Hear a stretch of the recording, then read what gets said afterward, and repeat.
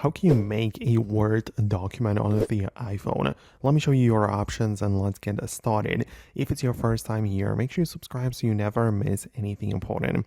Now, the most obvious method is to get it to the App Store and then download the Microsoft Word app.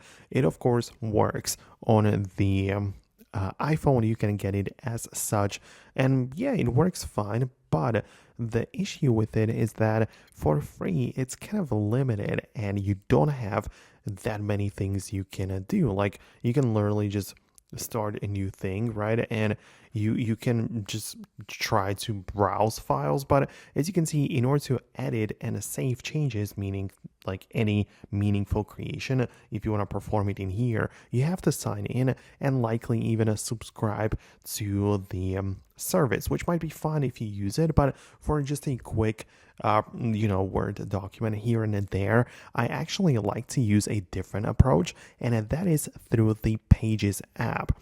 This is a text editor as well, similar to Microsoft Word, but it's made and developed by Apple. It's completely free to use, and it's possible that you already have it installed on your device. So you can open it up as such, click on the plus button to start a new document, and you can choose a template or just start writing, right? So whatever, you can import images and text, format it however you want.